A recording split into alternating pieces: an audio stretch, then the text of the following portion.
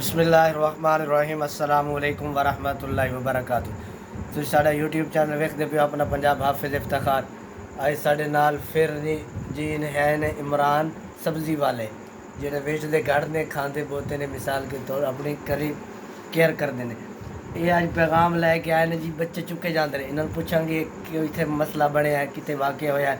ये कहते ऐलान करके सोना है अपने दरवाजे की कुंडियाँ हवेली दियाँ बच्चियां नूं अपने अंडरग्राउंड रखो।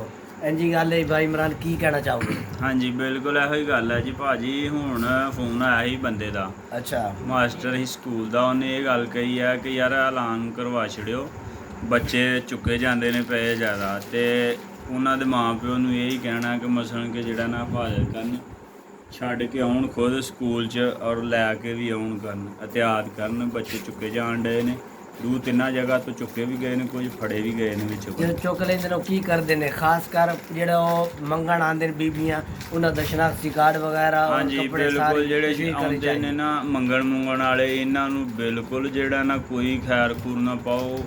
ਭਾਵੇਂ ਜਿਹੜਾ ਮਰਜ਼ੀ ਹੋਏ, ਜਿੱਥੋਂ ਦਾ ਮਰਜ਼ੀ ਹੋਏ, ਜੋ ਮਰਜ਼ੀ ਆ ਕੇ ਸਭ ਫਰਾਡ ਆ ਝੋਲੇ 'ਚ ਪਾਉਂਦੇ ਨੇ, ਚੁੱਕ ਗਾਂ ਲੈ ਜਾਂਦੇ ਨੇ ਬੱਚੇ।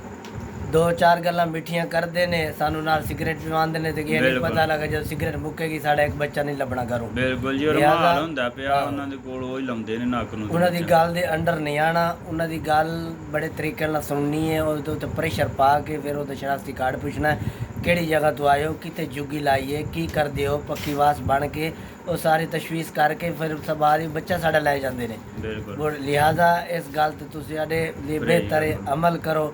ਆਪਣੇ ਬੱਚਿਆਂ ਨੂੰ ਛੱਡ ਕੇ ਵੀ ਆਓ, ਲੈ ਕੇ ਆਓ ਔਰ ਨਿਗਰਾਨੀ ਰੱਖੋ। ਮਹੱਲੇ ਅਸੀਂ ਦੂਰ ਦੂਰ ਬੇ ਛੱਡਨੇ, ਇੱਕ ਤੱਪੜ ਦੇ ਕੇ, ਦਾਤਰੀ ਦੇ ਕੇ ਜਾਂ ਖੋਤੀ ਤੇ ਬਿਠਾ ਕੇ ਕਹਿੰਦੇ ਜਾ ਬੱਚੇ ਵਾਲੇ ਆ ਪੱਠੇ। ਖੋਤੀ ਉੱਥੇ ਸਾਡੀ ਲੱਭ ਜਾਣੀ ਹੈ, ਬੱਚਾ ਨਹੀਂ ਲੱਭਣਾ। ਉਹ ਤਾਂ ਉਸੇ ਤੱਪੜ ਲਪੇਟ ਕੇ ਲੈ ਜਾਣਗੇ। ਤੇ ਕੀ ਫਿਰ ਕਰਦੇ ਨੇ, ਕਲਿਆਂ ਕੱਢਦੇ ਨੇ ਤੇ ਪਤਾ ਨਹੀਂ ਜੀ ਕੀ ਕਰਦੇ ਨੇ। ਉਹ ਬੀਬੀ ਇੱਕ ਦਾ ਸੁਣਿਆ ਬਿਆਨ, ਉਹਨੇ ਕਿਹਾ ਜੀ ਅਸੀਂ ਅੱਗੇ ਵੇਚ ਦਿੰਦੇ ਆ 30,000 ਦਾ, 25,000 ਦਾ। ਉਹ ਅੱਗੇ ਪਤਾ ਨਹੀਂ ਕੀ ਝੂਠ ਮਾਰਿਆ 2.5-3 ਲੱਖ ਦਾ ਵਿਕਦਾ ਕੰਮ, 25-30,000 ਦਾ ਨਹੀਂ ਵਿਕਦਾ। ਬਿਲਕੁਲ। ਤੇ ਲਿਹਾਜ਼ਾ ਅਸੀਂ ਇਹੀ ਕਵਾਂਗੇ ਆਪਣੇ ਭਾਈਆਂ ਨੂੰ, ਆਪਣੇ ਚਾਹਣ ਵਾਲਿਆਂ ਨੂੰ, ਸਾਡੇ ਜਿਹੜੇ ਵੀਡੀਓ ਵੇਖਦੇ ਨੇ ਉਹਨਾਂ ਨੇ ਇਹੀ ਕਵਾਂਗੇ ਆਪਣੇ ਬੱਚਿਆਂ ਦੀ ਕੇਅਰ ਕਰੋ, ਇਹਤਿਆਤ ਕਰੋ।